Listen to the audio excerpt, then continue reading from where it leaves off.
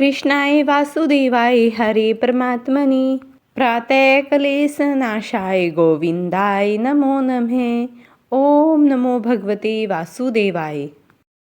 प्रिय श्रोताओं, आज आमल की एकादशी है और आज भगवान विष्णु के साथ साथ माता लक्ष्मी की पूजा भी की जाती है और साथ ही आंवले की पूजा करने का भी विधान है। कहते हैं बात है जब माता पार्वती ने घोर तपस्या कर भगवान शिव को अपने पति के रूप में प्राप्त किया। उनके युगों की कठिन तपस्या के बाद भगवान शिव ने प्रसन्न होकर पार्वती जी को स्वीकार किया और उनका विवाह विधि पूर्वक हिमालय राज के घर संपन्न हुआ। किंतु विवाह के पश्चात माता पार्वती अपने पिता के घर में ही रही और भगवान शिव उन्हें अपने धाम नहीं ले गए। समय बीत गया और देवी पार्वती ने गृहस्थ प्रवेश का शुभ अवसर निकट आया। फाल्गुन मास एकादशी के दिन, जिसे आज रंग भरी एकादशी कहा जाता है, भगवान शिव स्वयं अपने गणों के साथ हिमालय राज के महल में पहुंचे। उनके साथ नंदी, भूत, प्रेत गण, ऋषि मुनि और अनेक देवी देवता भी थे। पूरे कैलाश और देवलोक में हर्ष छा गया। चारों ओर मंगल ध्वनियां गूंज उठी और माता पार्वती को पूरे विधि विधान से गाने के लिए तैयार किया गया। भगवान शिव ने माता पार्वती को अपने दिव्य वाहन पर बिठाया और काशी के लिए प्रस्थान किया। जैसे ही वे काशी पहुंचे, संपूर्ण नगर में उत्सव का माहौल छा गया। भक्तों ने अपने आराध्य शिव पार्वती जी का भव्य स्वागत किया। चारों ओर मंगल गीत गाए जाने लगे। शिव भक्तों ने रंग गुलाल उड़ाकर अपने आराध्य के आगमन का उल्लास मनाया। पूरी नगरी में आनंद और प्रेम की धारा बहने लगी। भगवान शिव स्वयं भी प्रसन्न होकर अपने भक्तों के साथ रंग खेलने लगी। माता पार्वती जी भक्तों के प्रेम को देखकर आनंदित हुई और उन्होंने श्री शिव जी संग रंगों की छटा बखेरी। इस प्रकार रंग भरी एकादशी केवल शिव पार्वती के मिलन का दिन ही नहीं, बल्कि भक्ति, प्रेम और रंगों के उत्सव का प्रतीक बन गई। तब से हर वर्ष रंग भरी एकादशी के दिन काशी में विशेष रूप से बाबा विश्वनाथ का श्रृंगार किया जाता है और भक्तगण गुलाल और अबीर अर्पित कर इस दिव्य मिलन का उत्सव मनाते हैं। यह दिन भगवान शिव और देवी पार्वती जी के प्रेम, भक्ति और आनंद का प्रतीक है और इसे मानने से जीवन में सुख, समृद्धि और आध्यात्मिक ऊर्जा का संचार होता है। रंग भरी या आमल की एकादशी फाल्गुन शुक्ल पक्ष की एकादशी तिथि को मनाई जाती है, जिसका उल्लेख अनेक पुराणों में मिलता है और इस दिन भगवान विष्णु और आंवले के वृक्ष की पूजा करने का विशेष महत्व है। आंवला, जिसे अमृत फल माना जाता है, श्री हरि को अत्यंत प्रिय है और उनके पूजन से व्यक्ति के समस्त पाप नष्ट हो जाते हैं। यह एकादशी जीवन में शुद्धता, पुण्य और मोक्ष की प्राप्ति के द्वार खोलती है। इसे रंग भरी एकादशी भी कहते हैं कि होली के पूर्व आते ही भक्तों के मन में उल्लास पूर्वक भगवान का पूजन कर रंगों का उत्साह मनाते हैं। इस दिन व्रत और दान का विशेष फल मिलता है, जिससे मनुष्य सांसारिक बंधनों से मुक्त होकर प्रभु के चरणों में स्थान प्राप्त करते हैं। ऐसे ही एक दिव्य प्रसंग महाभारत काल में घटित हुआ, जब धर्मराज युधिष्ठिर ने भगवान श्री कृष्ण से इस एकादशी का महत्व जानने की इच्छा प्रकट की। तब श्री कृष्ण अपने दिव्य गरुड़ ध्वज से सुशोभित रथ पर विराजमान होकर इंद्रप्रस्थ की ओर बढ़े, जहां धर्मराज अपने भ्राता भीम, अर्जुन, नकुल और सहदेव के साथ प्रभु के आगमन की प्रतीक्षा कर रहे थे। जैसे ही श्री कृष्ण ने महल के द्वार पर पहुंचे, वेद मंत्रों की ध्वनि से समस्त वातावरण पवित्र हो उठा और पुष्प वर्षा होने लगी। मंगल ध्वनियां गूंज उठी। महाराज युधिष्ठिर ने श्रद्धा से कृष्ण का स्वागत किया और उनके चरणों में प्रणाम कर कहा, है केशव, कृपया कर हमें इस एकादशी का महात्म बताने की कृपा करें। तब श्री कृष्ण मंद मुस्कान के साथ बोले, हे धर्मराज, यह एकादशी समस्त पापों का नाश करने वाली और पुण्यों को बढ़ाने वाली है। इस व्रत से मनुष्य को अखंड सौभाग्य और अंत में मोक्ष की प्राप्ति होती है। इसके पश्चात उन्होंने इस पावन तिथि की महिमा और कथा का विस्तार पूर्वक वर्णन किया, जिसे सुनकर पांडवों ने श्रद्धा और भक्ति भाव से इस एकादशी का व्रत करने का संकल्प लिया। धर्मराज युधिष्ठिर ने भगवान श्री कृष्ण से कहा, हे कृष्ण, मैंने विजया एकादशी का महात्म, जो महान फल देने वाला है, सुन लिया और अब फाल्गुन शुक्ल पक्ष की एकादशी का नाम और महत्ता में बताने की भी मुझे कृपा करे। तब भगवान श्री कृष्ण बोले, हे महाभाग, मैं यह प्रसंग सुनाता हूँ जिसे माधवता के पूछने पर एक महात्मा वशिष्ठ ने कहा था। फाल्गुन शुक्ल पक्ष की एकादशी का नाम आमलकी एकादशी है। इसका पवित्र व्रत विष्णु लोक की प्राप्ति कराने वाला है। राजा माधंता ने पूछा कि हे द्विज श्रेष्ठ, यह आमलकी कब उत्पन्न हुई, मुझे बताइए। तब वशिष्ठ जी ने कहा, महाभाग, पर आमलकी की उत्पत्ति किस प्रकार हुई यह बताता हूँ। आमलकी महान वृक्ष है जो सब पापों का नाश करने वाला है। भगवान श्री विष्णु के थूकने पर उनके मुख से चंद्रमा के समान क्रांतिमान एक बिंदु प्रकट हुआ। वह बिंदु पृथ्वी पर गिरा और उसी से आंवलकी अर्थात आंवले का महान वृक्ष उत्पन्न हुआ। यह सभी वृक्षों का आदिभूत कहलाता है। इसे समस्त प्रजाजनों की सृष्टि करने के लिए भगवान ने ब्रह्मा जी को उत्पन्न किया। उन्हीं से इन प्रजाओं की सृष्टि हुई। देवता, दानव, गांधर्व, यक्ष, राक्षस, नाग तथा निर्मल अंतःकरण वाले महर्षि को ब्रह्मा जी ने जन्म दिया। उनमें से देवता और ऋषि उस स्थान पर आए जहाँ विष्णु प्रिय आमलकी का वृक्ष था। महाभाग, उसे देखकर देवताओं को बड़ा विस्मय हुआ। वे एक दूसरे पर दृष्टिपात करते हुए उत्कंठापूर्वक उस वृक्ष की ओर देखने लगे और खड़े खड़े सोचने लगे कि पाकड़ आदि वृक्ष तो पूर्व काल की तरह हैं, जो सबके सब हमारे परिचित हैं, किंतु इस अद्भुत वृक्ष को हम नहीं जानते। उन्हें इस प्रकार चिंता करते देखकर तभी आकावाणी हुई, महर्षि हों, यह सर्वश्रेष्ठ आमलकी का वृक्ष है जो श्री विष्णु को प्रिय है। इनके स्मरण मात्र से गोदान का फल मिलता है।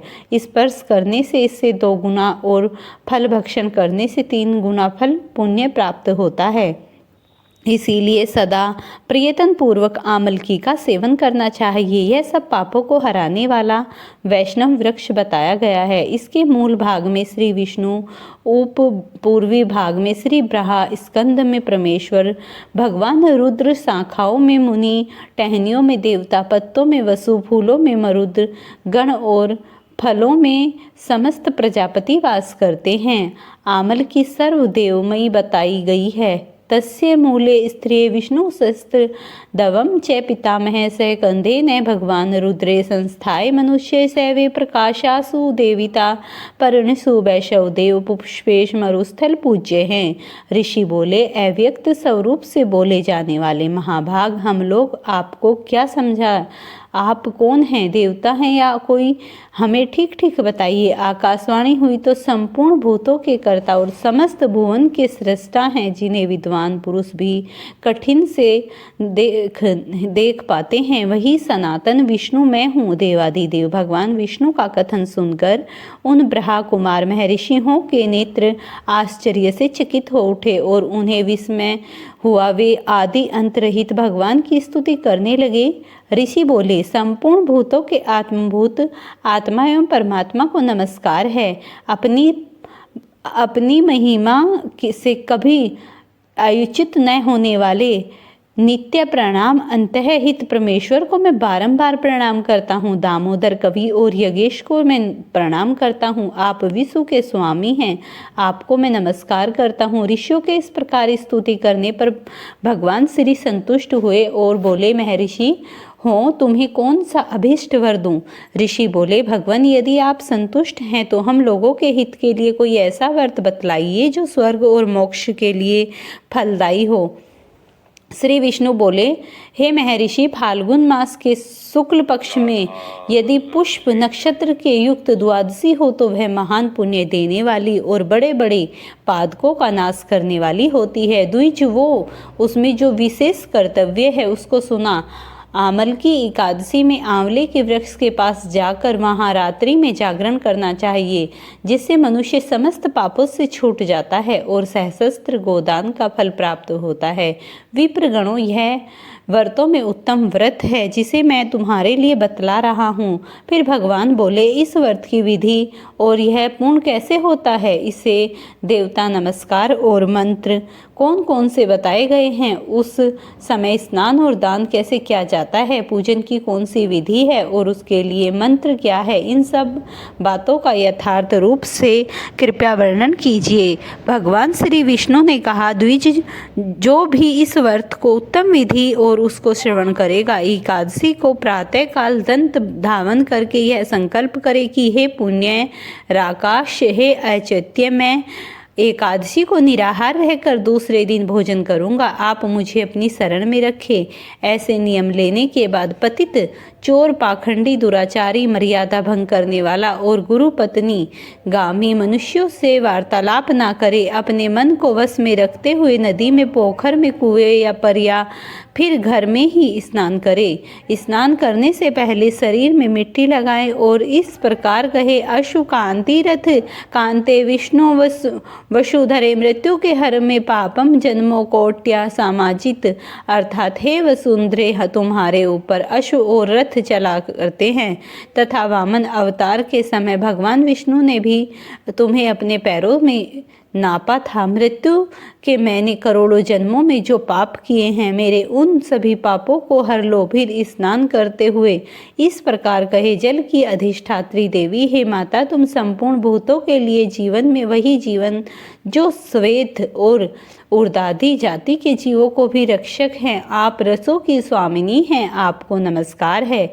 और मैं आज से संपूर्ण तीर्थों, कुंडों, झरनों, नदियों और देव संबंधी सरोवरों में स्नान कर चुका हूँ। मेरा यह स्नान उक्त सभी स्नान का फल देने वाला हो। विद्वान पुरुष को चाहिए कि वह परशुराम जी की सोने की प्रतिमा बनाए। प्रतिमा अपनी शक्ति और धन के अनुसार या एक आधे माँ से स्वर्ण की होनी चाहिए। स्नान के बाद घर आकर पूजा और हवन करे। इसके बाद सब प्रकार की सामग्रियाँ लेकर आंवले के वृक्ष के पास जाए। वहाँ वृक्ष के चारों ओर की जमीन झाड़ फूकार लीप पोत कर शुद्ध कर ले। शुद्ध की हुई भूमि में मंत्र पाठ पूर्वक जल से भरे हुए नवीन कलश की स्थापना करे। पंचारत्र और दिव्य गंध आदि छोड़ दे। श्वेत चंदन से उनको चर्चित करे। कंठ में फूल की माला, सब प्रकार के धूप की गंध फैलाते हुए दीपों की श्रेणी उजागर रखे। तात्पर्य यह है कि उन्हें से सुंदर और मनोहर दृश्य उपस्थित करे। पूजा के बाद नवीन छाता, जूता और वस्त्र भी मांगा कर रखे। कलश के ऊपर एक पात्र रखकर उसे दिव्य लाजो अर्थात खिलो आदि से भर दे। फिर उसके ऊपर स्वर्ण में परशुराम जी की स्थापना करे।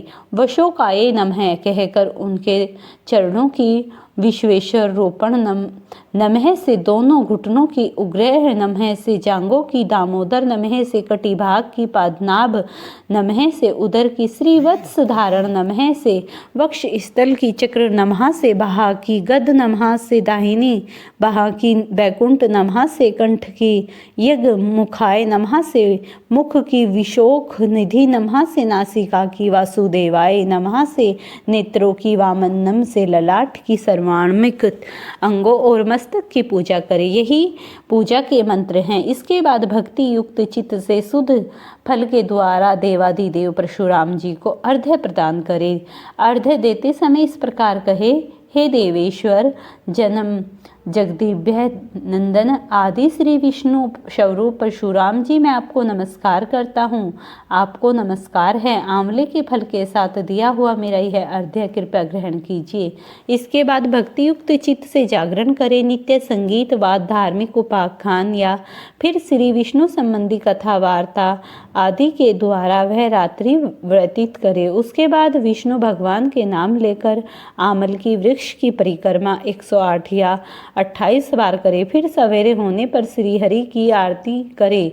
ब्राह्मण की पूजा करके वहाँ की सब सामग्री उसे निवेदन कर दे। परशुराम जी का कलश, 2 वस्त्र, जूता आदि सभी वस्तुएं दान दे और यह भावना करे कि परशुराम जी के स्वरूप में भगवान श्री विष्णु मुझ पर प्रसन्न हों।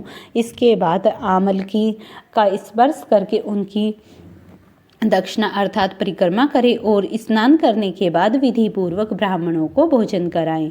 इसके बाद कुटुंब को साथ बैठकर स्वयं भी भोजन करें। ऐसा करने से पुण्य मिलता है, वह सब भी बतलाता हूँ, सुनो। संपूर्ण तीर्थों के सेवन से जो पुण्य प्राप्त होता है और सब प्रकार के दानों से जो दान फल मिलता है, वह सब उपयुक्त विधि के पालन से सुलभ हो जाता है। समस्त यज्ञों की उपेक्षा श्री अधिक फल मिलता है, इसमें तनिक भी संदेह नहीं है। यह व्रत संपूर्ण व्रतों में उत्तम है, जिसका मैंने तुमसे पूरा वर्णन किया। वशिष्ठ जी कहते हैं, महाराज, इतना कहकर देवेश्वर भगवान विष्णु वहीं पर अंतर्धान हो गए। उसके बाद उन समस्त ऋषियों ने उस व्रत का संपूर्ण रूप से पालन किया। हे राजन, इस प्रकार तुम्हें भी इस व्रत का अनुष्ठान करना चाहिए।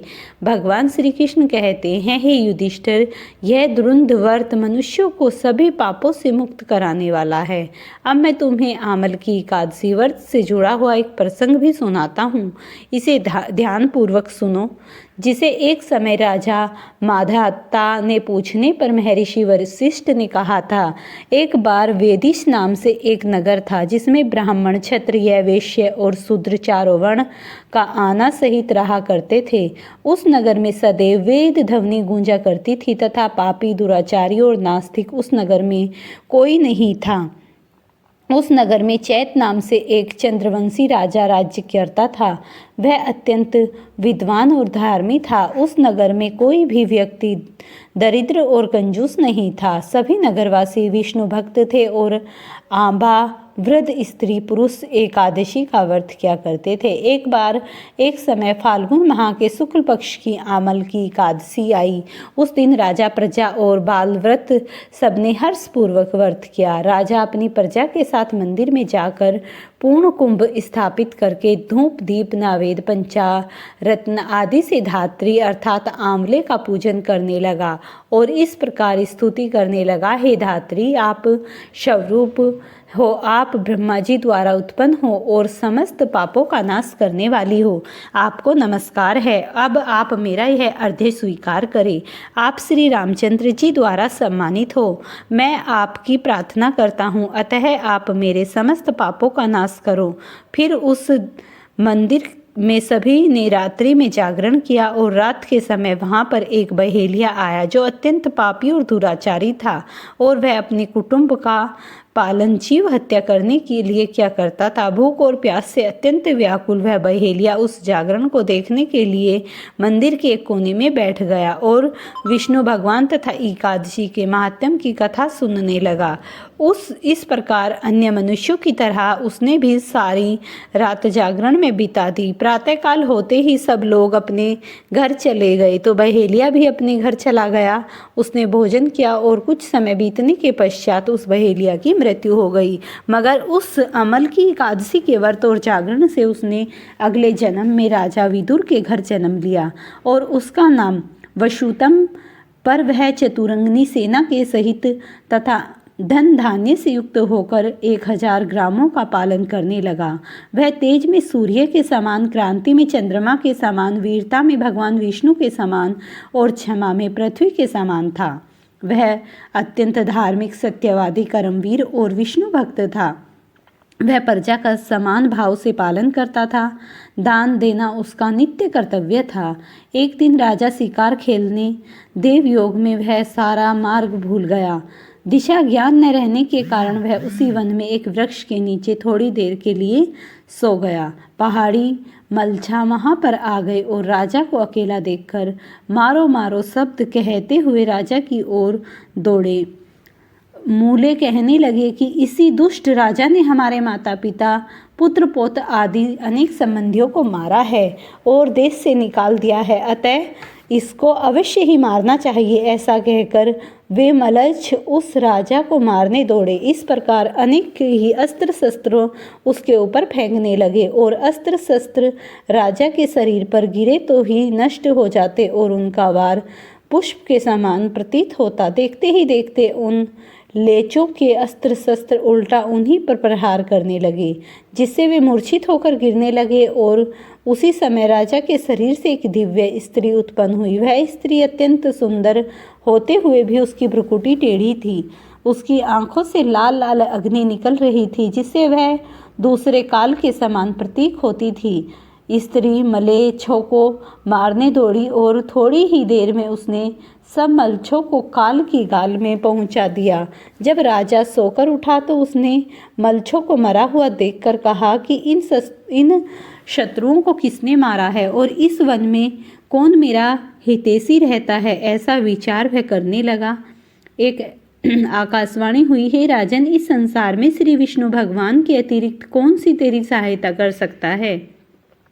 इस आकाशवाणी को सुनकर राजा अपने राज्य में आ गया और सुखपूर्वक राज्य करने लगा। श्री कृष्ण कहते हैं, हे राजन, यह आमल की एकादशी के व्रत का प्रभाव है। जो मनुष्य इस एकादशी की सच्चे मन और श्रद्धा निष्ठा के साथ व्रत करता है, वे प्रत्येक कार्य में सफल होकर अंत में वैकुंठ लोक को जाते हैं। श्री कृष्ण ने इस दिव्य वचनों को सुनकर फिर धर्मराज युधिष्ठिर ने भी इस व्रत का दृढ़ संकल्प लिया और इस दिव्य तिथि को विधि पूर्वक पालन किया।